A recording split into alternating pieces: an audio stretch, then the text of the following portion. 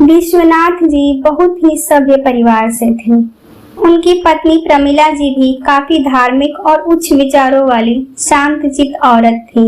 उनके 2 बच्चे थे, प्रवीण और कविता। दोनों ही बच्चों में प्रवीण बड़ा था। दोनों ही कॉलेज में अपनी अपनी पढ़ाई पूरी कर रहे थे।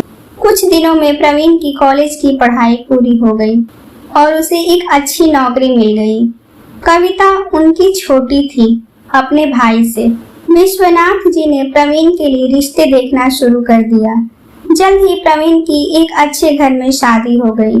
विश्वनाथ जी और प्रमिला जी अपनी बहू को बहुत ही प्रेम और आदर के साथ रखते।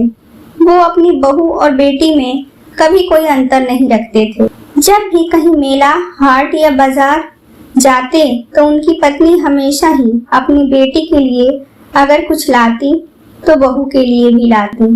इतना प्यार व स्नेह देख उनकी बहू भी अपने सास ससुर की बहुत इज्जत करती।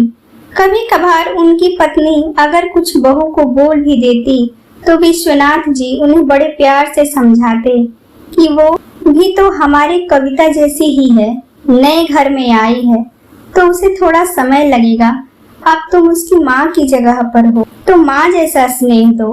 कल को हमारी कविता भी तो पराए घर जाएगी, ये भी तो सोचो। वो बहुत ही उच्च विचार के थे। जिंदगी बहुत ही अच्छे से चल रही थी। उन्हें बस एक ही चिंता थी, अपनी बेटी कविता की शादी की। अब कविता की भी पढ़ाई पूरी हो गई थी। अब उन्हें उसके लिए एक बेहतर रिश्ते की तलाश थी। एक दिन उनके करीबी रिश्तेदार ने उन्हें एक रिश्ता बताया। रितेश एक बहुत ही अच्छी नौकरी करता था। उसके परिवार में उसके माँ बाप और एक भाई थे। विश्वनाथ जी को लड़का पसंद आ गया क्योंकि वो देखने में भी बहुत सुंदर था और अच्छे पद पर कार्यरत था। रितेश के परिवार को भी कविता पसंद आ गई। फिर सबकी रजामंदी से शादी तय हो गई। घर में तैयारियां चलने लगी क्योंकि शादी नजदीक ही थी। कविता बहुत ही सुंदर थी। कविता की मम्मी को अपनी बेटी की बहुत ही चिंता लगी रहती थी।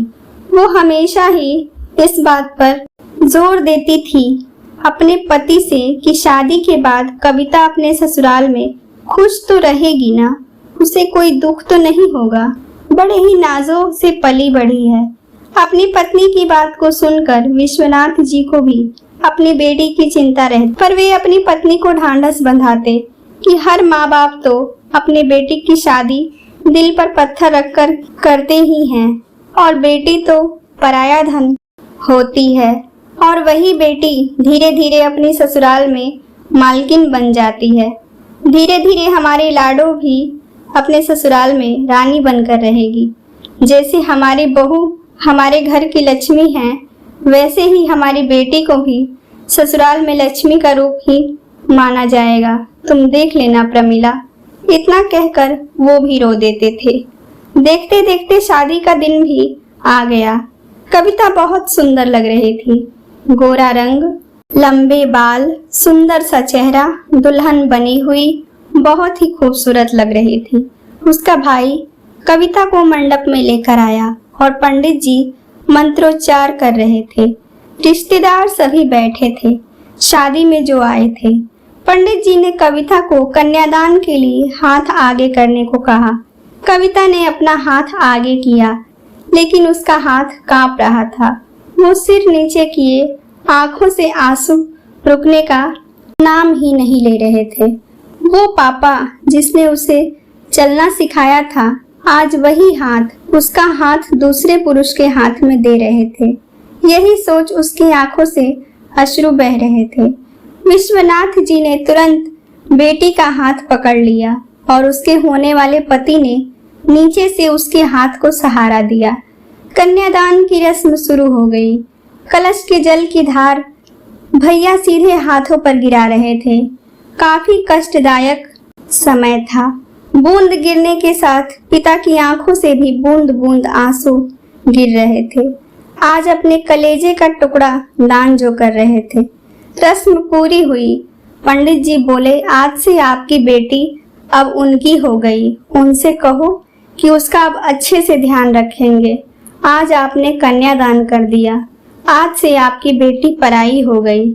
नहीं पंडित जी, मेरी बेटी पराई नहीं हुई, बल्कि उसके आज से 2 घर हो गए।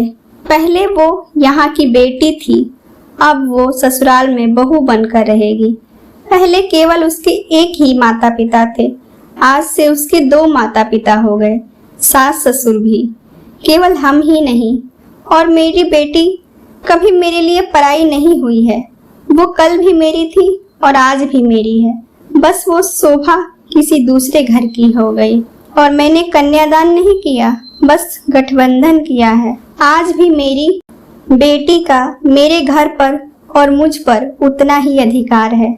इतना कहकर वो कविता को पकड़कर उसके माथे को चूमकर रोने लगे। पंडित जी बोले, वाह क्या बात कही आपने, सिर्फ गठबंधन। काश हर माता पिता की सोच आपके जैसी होती। कई माता पिता शादी करके अपनी जिम्मेदारी से मुक्त हो जाते हैं, पर शादी के बाद भी बेटी को बेटी ही समझकर उसके सुख दुख में साथ दें, ऐसे माता पिता बहुत कम ही मिलते हैं। फिर यूं ही रोते रोते विश्वनाथ जी और प्रमिला जी कविता की विदाई कर देते हैं। दोस्तों, बहुत ही मुश्किल होता है अपना कलेजा अपने ही हाथों से निकालकर पराए हाथों में सौंपना, और यह मानना कि वो उस दिल के टुकड़े को भी दिल से लगा कर रखेगा। इसलिए बहू को बेटी जैसा ही स्नेह दें, जैसी आपकी बेटी है वैसी ही दूसरों की भी, और विवाह के बाद भी बेटी के सुख दुख में उसका साथ जरूर देना चाहिए। वो पराए घर में गई है, पर वो है तो आपकी ही बेटी। इसीलिए कहा भी गया है कि शादी असफल होने पर भी माँ बाप को बेटी को तहे दिल से अपनाना चाहिए, क्योंकि एक तलाकशुदा बेटी अच्छी होती है एक मरी हुई बेटी से। दोस्तों, अगर आपको हमारी ये कहानियाँ पसंद आती हैं तो प्लीज आप हमारे वीडियो को लाइक करें, शेयर करें और कमेंट करके अपनी राय जरूर दें। और हाँ, हमारे चैनल को सब्सक्राइब करना बिल्कुल भी ना भूलें। धन्यवाद।